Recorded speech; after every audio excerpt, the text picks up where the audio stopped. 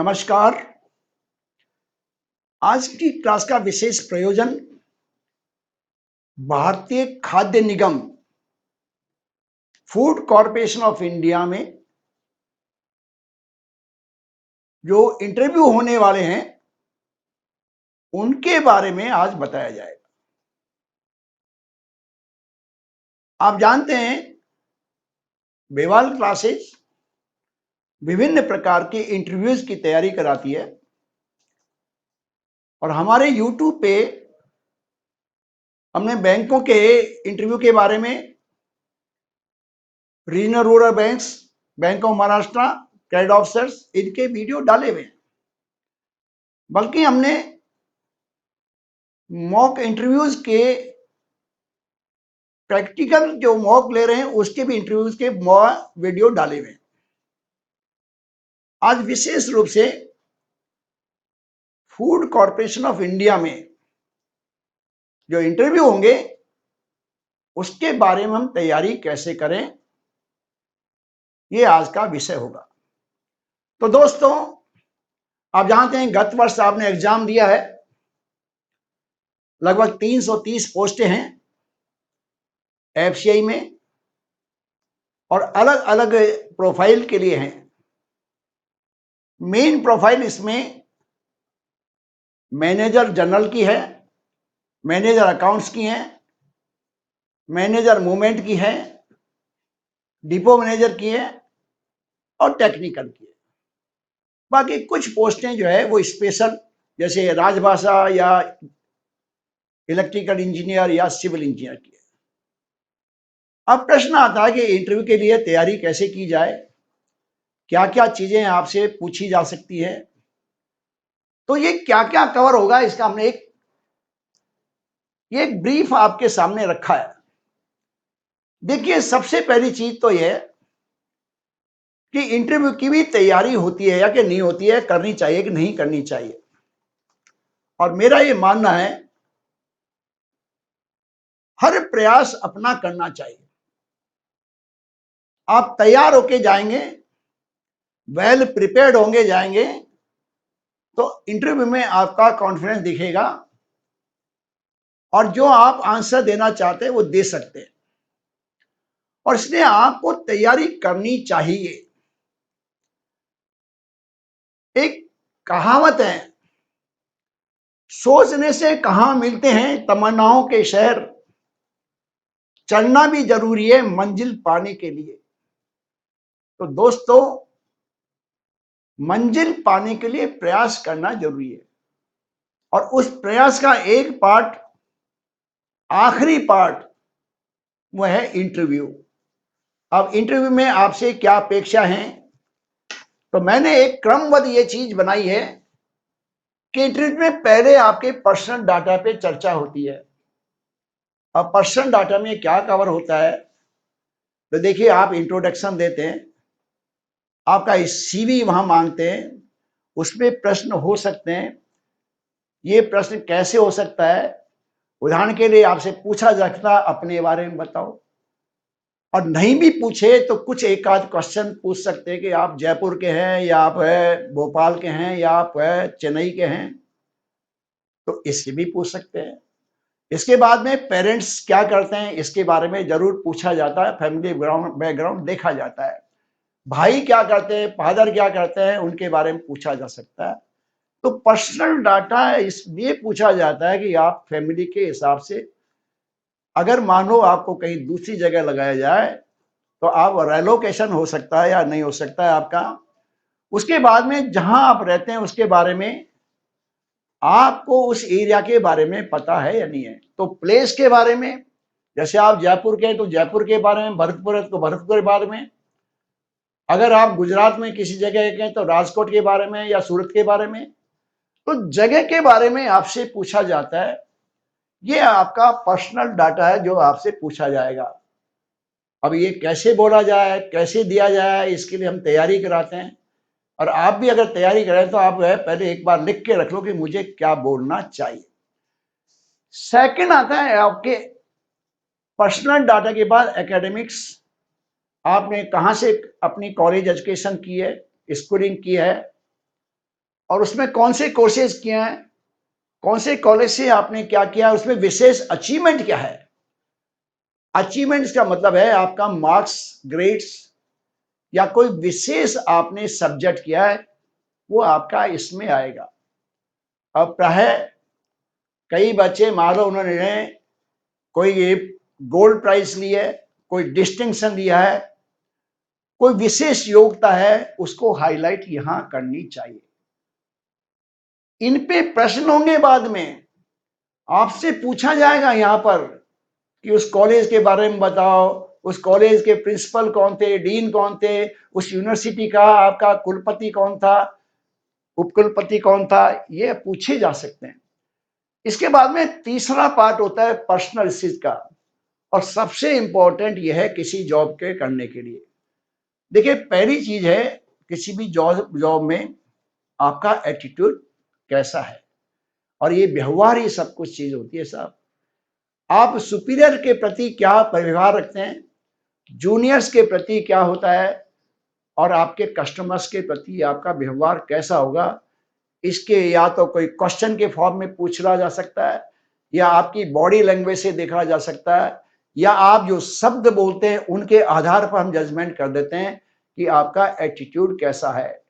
आपकी टोन से पता पड़ सकता है कि आप जब बोलते हैं उसकी टोन क्या, उससे भी हम एटीट्यूड का पता लगाते हैं। तो ये एटीट्यूड है जो सबसे ऊपर आता है साहब, और किसी भी संस्था में ये बहुत जरूरी है। आपका सीनियर चाहता है कि आप सबमिसिव हो, आपका जूनियर चाहता है कि आप एक अच्छे गाइड हो, आपका कस्टमर चाहता है कि आप फ्रेंडली हो, ये एटीट्यूड में आता है। एटीट्यूड के बाद में होता है कम्युनिकेशन साहब। आप कैसे बोलते हैं, कैसे जवाब देते हैं, कौन से शब्दों का चयन करते हैं, आप ऐसी भाषा बोलते हैं जो समझ में आए, इसे हम कम्युनिकेशन कहते हैं। अब कम्युनिकेशन शब्दों से भी होता है और एक बॉडी लैंग्वेज से भी होता है, और जो बॉडी लैंग्वेज और शब्दों के साथ जो कम्युनिकेशन होता है उसको हम इफेक्टिव कम्युनिकेशन कहते हैं। प्रभावशाली कम्युनिकेशन वो होता है जिसमें शब्द कम से कम होने चाहिए, लेकिन सार वाले होने चाहिए, जिसे हम प्रिसाइज और डिफाइन कहते हैं। वो कम्युनिकेशन होना चाहिए, और कम्युनिकेशन सादा भाषा में होना। यहाँ एक प्रश्न बच्चे पूछते हैं हमसे, कैसा आप अंग्रेजी में बोले या हिंदी में बोले, तो ये बात से डिपेंड करती है कि आप कौन से जोन में, तो उस जोन के आधार पर आपको, मान लो नॉर्थ जोन में आप इंटरव्यू देते हैं तो साहब आप हिंदी में बोले कोई दिक्कत नहीं है, लेकिन आप साउथ जोन में अगर इंटरव्यू देते हैं, या साउथ जोन में कुछ ऐसी जगह है जहां पर हिंदी राजभाषा है ही नहीं, न राज्य भाषा है, तो वहां आपको अंग्रेजी बोलनी पड़ेगी। तो ये कम्युनिकेशन वो है जो आप आराम से, जो अच्छी भाषा में, सरल भाषा में बोल सकते हैं। और मेरा ये मानना है आप अगर दोनों भाषाओं का यूज करते हैं तो भी कोई दिक्कत नहीं। प्रश्न यह है कि आप बोलते हैं कैसे, आपका आत्मविश्वास क्या था। और ध्यान रखिए, सबसे ज्यादा जो चीज जरूरी है आप में, अपना आत्मविश्वास। प्रश्न ये आता है कि आत्मविश्वास क्या होता है, कैसे होता है, कैसे बढ़ाया जाए, क्योंकि हम चर्चा तो करते हैं आत्मविश्वास होना चाहिए, लेकिन आप में बहुत सारी चिंताएं इंटरव्यू के बारे में हो जाती है। कुछ बच्चों में स्ट्रेस आ जाता है, कुछ बच्चों में इंटरव्यू का फोबिया होता है, और इसलिए उनका आत्मविश्वास कम हो जाता है। और मेरा ये मानना है कि आत्मविश्वास अभ्यास से आता है। आत्मविश्वास अभ्यास से आएगा, बार बार अभ्यास, और वो अभ्यास इंटरव्यू की तैयारी में हम लोग भी कराते हैं, और आप घर पे भी कर सकते हैं। तो आत्मविश्वास वो चीज है, जो चीज आप बोलना चाहते हैं वो बोल सके। कई बार आत्मविश्वास लूज होने पर आप जो याद करके जाते हैं बोल नहीं पाते। तो आत्मविश्वास कैसे है कि पहली चीज है, चिंताएं छोड़िए, जो होना है होके रहेगा, और जो होगा वो ही होगा जो आप, God help those who help themselves. कहने का मतलब है कि वो ही चीज होगी जो आप चाहेंगे। इसलिए माइंड सेट पक्का करिए, आत्मविश्वास आएगा। मेरा ये मानना है, और आपने 2 लाइन पढ़ी होगी, कोशिश करने वालों की हार नहीं होती। तो जो कोशिश करते हैं उनके लिए हार संभव नहीं है। हाँ, उनकी कोशिश बेकार नहीं जाएगी। तो ये जो है आपका आत्मविश्वास है। यहाँ एक चीज और कहूंगा बच्चों में, कई बार एक आध बच्चे, कुछ बच्चे जो एक आध इंटरव्यू देते हैं, उस इंटरव्यू में मान लो किसी प्रकार की आपको सफलता नहीं मिली, तो उनके ऊपर एक स्ट्रेस आ जाए, मुझे पिछले इंटरव्यू में ये पूछा था, मैं जवाब नहीं दे पाया, तो साहब वो मन से हार जाते। और मेरा ये कहना है, और आप जानते हैं कि मन के हारे हारे, मन के जीते जीत। तो मेरा आपसे अनुरोध है कि माइंडसेट और मन ये पक्के बनाएं, तो आपका आत्मविश्वास अच्छा होगा। पुरानी चीज भूल जाइए, हम इसको एक डी लर्निंग भी कहते हैं। तो ये आत्मविश्वास के लिए। और बाकी जो है आत्मविश्वास का एक तरीका और है कि देखिए, फिजिकली अगर आप अच्छे हैं, अगर आप अपने दिनचर्या को सही रखते हैं, तो भी आत्मविश्वास बढ़ सकता है। जल्दी उठिए, सुबह एक्सरसाइज करिए, योगा करिए। जैसा रहे तन वैसा रहे मन। तो तन अच्छा होगा तो मन अच्छा होगा। तो सब मन जब लगेगा, जब तन अच्छा, और इसलिए वो भी आत्मविश्वास बनाने में काम आएगा। उसके बाद कमिटमेंट होता है, और कमिटमेंट का मतलब यह है कि जो आपने आज काम कर लिया, आज का आज हो, जो सोच लिया वो पूरा होना चाहिए। संस्था में भी आपका कमिटमेंट देखा है कि आज का काम आज पूरा करते हो, हम उसको कमिटमेंट कहते हैं। इसे कहते हैं कमिटमेंट, निश्चय, दृढ़ निश्चय। तो साहब ये चीजें पर्सनल स्किल्स में आती हैं, जो इंटरव्यू में आपसे प्राय। अब प्रश्न आता है एक, कि जिस संस्था में आप इंटरव्यू देने जा रहे हैं, उसके बारे में आपको नॉलेज होनी चाहिए। जब फूड कॉर्पोरेशन ऑफ इंडिया का आप इंटरव्यू देने जा रहे हैं, भारतीय खाद्य निगम का आप इंटरव्यू देने जा रहे हैं, तो साहब भारतीय खाद्य निगम के बारे में आपको अच्छी तरह नॉलेज होनी चाहिए। इसमें कहा, तो एफसीआई के बारे में पढ़ के जाइए। एफसीआई एक्ट 1964 का, उसके बारे में पढ़ के जाइए। उसके बाद एफसीआई जो डिपार्टमेंट है, उसका स्ट्रक्चर क्या है, इसका हेड ऑफिस कहाँ है, इसके जोनल ऑफिस कहाँ है, कितने जोनल ऑफिस है, वहां कौन बैठता है, जोनल ऑफिस का काम क्या है, उसके नीचे रीजनल ऑफिस है जिनको हम अंचल कार्यालय कहते हैं, वो क्या काम करते हैं। उसके बाद डिविजनल ऑफिसर है, उनका काम क्या है। ये सारे स्ट्रक्चर में आपको पढ़ के जाना चाहिए। इसके बाद आपकी प्रोफाइल से, और प्रोफाइल आपने देखा होगा, जिस प्रोफाइल के आपने भरा है, उस प्रोफाइल के बारे में आपको पता होना चाहिए। अगर आप मैनेजर जनरल हैं, तो मैनेजर जनरल का काम क्या है। देखिए, मैनेजर जनरल का काम वहां का एस्टेब्लिशमेंट देखना, वहां की विभिन्न प्रकार की रिपोर्ट बनाना। एस्टेब्लिशमेंट के अलावा जो भी आपको काम असाइनमेंट हो, चाहे वो डिपो से कॉरेस्पॉन्डेंस हो, चाहे आपको सीनियर हेड ऑफिस से जो इंस्ट्रक्शन आते हैं वो डिपो तक पहुंचानी है, वो हो। आपकी जो पोस्टिंग होती है, या तो डिवीजन ऑफिस में होगी, या रीजनल ऑफिस में होगी, या जोनल ऑफिस में होगी। तो वहां पर जो आपका मैनेजर मीन्स व्यवस्थापक, तो वो व्यवस्थाएं करना जो आपको दी जाती है, यही मैनेजर जनरल का काम है। तो ये जो है पीरियडिकल रिटर्न्स, ये सबसे इंपॉर्टेंट काम। अब आता है मैनेजर डिपो। आप डिपो पे है, आप जानते हैं डिपो 2-3 जो गोडाउन्स है, स्टोरेज है, उनके ऊपर आपका डिपो मैनेजर होता है। तो आपको उस डिपो से संबंधित प्रबंध का काम आपका, वो चाहे स्टॉक आए, चाहे स्टॉक रिलीज हो, रिलीज ऑर्डर दी जाए, चाहे आपका इनकमिंग आए, चाहे आप लेबर का अपॉइंटमेंट है, डिप्लॉयमेंट है, लेबर से संबंधित जो भी काम है वो आपके पास है। लेबर का हैंडलिंग का काम आपके पास है। इसके लिए एक चीज और बता देता हूं। फूड कॉर्पोरेशन ऑफ इंडिया ने जब शांता कुमार कमेटी बैठी, तो बहुत सारे इस जो कॉर्पोरेशन है, इस निगम का रीओरिएंटेशन हुआ, और हर एक चीजों के सिस्टम डाल दिए गए, हर एक चीज का मैनुअल डाल दिया गया। तो हर जॉब प्रोफाइल के मैनुअल्स है, और अब तो ऑनलाइन जो है आपका काम आ गया, तो हर चीज का ऑनलाइन मैनुअल है। वो आपको, या तो यहां पर आपको एक चीज और देखी जाएगी कि आपको कंप्यूटर की नॉलेज है या नहीं है, या आप उस पर अच्छी तरह फ्रेंडली काम कर सकते हैं नहीं कर सकते हैं। एक्सेल की नॉलेज आनी चाहिए, वर्ड की नॉलेज आनी चाहिए, पीपीटी की नॉलेज आए, पावर पॉइंट प्रेजेंटेशन की ये नॉलेज तो बेसिक होनी चाहिए। तो यहाँ एक्सेल बेस्ड काम बहुत है। इसके बाद में आता है साहब, कुछ बच्चे जो हैं जो है अकाउंट्स के लिए, अकाउंट्स के लिए विशेष योग्यता है। ध्यान रखिए, अकाउंट्स में या तो वो बीकॉम होगा, या सी होगा, सीएस होगा, आईसीडब्ल्यू होगा, और इसका एक मैनुअल है एफसीआई लेखा के नाम से। उस मैनुअल को आपको पढ़ना चाहिए। उसमें अकाउंट्स कैसे मेंटेन होंगे आप जानते हैं। अब प्रश्न आते हैं अकाउंट्स में, तो आप जानते हैं कंपनी एक्ट का आपको पता होना चाहिए, आपका जो है एफसीआई एक्ट है उसका पता होना चाहिए। उसके बाद अकाउंटिंग प्रिंसिपल्स हैं उसका पता होना चाहिए, अकाउंटिंग के रूल्स है उनका पता होना चाहिए। उसके बाद आप जो है अकाउंटिंग स्टैंडर्ड्स है हमारे यहाँ आईएएस, उनका पता होना चाहिए। बैलेंस शीट कैसे बढ़ाई जाती है उसका पता होना चाहिए।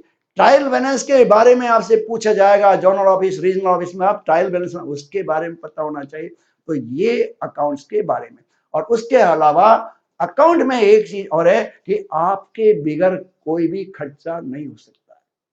अकाउंट्स की कॉन्करेंस हर खर्चे में चाहिए। तो वो अप्रूवल्स आपका काम है, जो बजट का एलोकेशन उसका आप हिसाब किताब रखेंगे, जो खर्चा किया है उसका हिसाब किताब आप रखेंगे। और इनकी daily report, quarterly report, monthly report, सारी रिपोर्ट्स आपको भेजनी पड़ेगी। वो लेखा जो है लेखा में दिया। तो अकाउंट्स की इंपॉर्टेंट। इसके बाद डिपो आ गया। अब आता है मूवमेंट में क्या होता है, और मूवमेंट मीन्स लॉजिस्टिक। देखिए आपका सबसे बड़ा काम क्या है। प्रोक्योरमेंट होता है तो पहले गोडाउन तक पहुंचाओ, स्टोर करो। इसके बाद एक काम है कि एक आपके डिपो से, एक स्टेट के डिपो से दूसरे स्टेट में जहां आपका कम है माल, वहां पर सप्लाई होता है। जहां एक्सेस होता है, जहां सरप्लस होता है, वहां प्रोक्योरमेंट होता है, और वहां से वहां जाएगा जहां पर इसकी आवश्यकता है। तो जो स्टॉक्स है फूड ग्रेन्स का, ये का 85% जो मूवमेंट होता है सब वो रेलवे के द्वारा होता है। तो मैनेजर मूवमेंट का काम है रेलवे के साथ में लेजनिंग करना, रेलवे के साथ बैगन्स का इंडेड करना, रेलवे के साथ बैगन्स का पोजीशन देखना, हमारा बैगन कहां पहुंचा है या कहां, और अगर मिसिंग है या उसमें कोई डैमेज हुआ है या कोई पिलफरेज हुआ है तो क्लेम लॉन्च करना। ये मैनेजर मूवमेंट का काम। कुछ पोस्टें टेक्निकल की हैं जो क्वालिटी कंट्रोल से संबंधित है, जो रखरखाव से संबंधित है। आपको पता होना चाहिए कि फूड ग्रेन्स एक पेरिशेबल गुड्स होती है, और इसलिए उसका रखरखाव बहुत जरूरी है। तो पहला तो परचेज करते टाइम वहां पर ही क्वालिटी देखी जाएगी। उसके बाद उसमें मॉइस्चर देखा जाता है। फिर उसमें आपके स्टोरेज में रखेंगे तो उसका स्टैगिंग कैसे होगा, उसमें हवा पानी का हिसाब किताब, उसमें पेस्ट कंट्रोल, ये सारा टेक्निकल काम। तो कहने का मतलब ये जो बेसिक चीज हैं आपको इंटरव्यू में तैयार करनी चाहिए। अब प्रश्न होता है कि साहब इसमें क्या पढ़ेंगे, क्या इतना पढ़ना पड़ेगा। तो भाई देखिए मेरी बात सुनिए, बिना मेहनत के कुछ नहीं मिलने वाला है। यूं ही नहीं खिलते फूल झोली में, कर्म की साख को हिलाना पड़ता है। और क्या होगा अंधेरे को कोसने से, अपने हिस्से का दिया जलाना पड़ता है। तो साहब ये जो बेसिक चीज है मैंने आज आपको डिस्कस किए हैं, इनका ध्यान रखते। अब प्रश्न ये है कि क्या एक बार के पढ़ने से नहीं होती है चीजें, इनका अभ्यास करना जरूरी है। और वो अभ्यास हम लोग कराते हैं। आपसे बुलवाया जाता है, मॉक इंटरव्यू लिए जाते हैं, पहले पढ़ाया जाता है फिर मॉक इंटरव्यू लिए जाते हैं। उसके बाद बार बार जो क्या चीज बोलनी है और क्या नहीं बोलनी है उसका अभ्यास किया।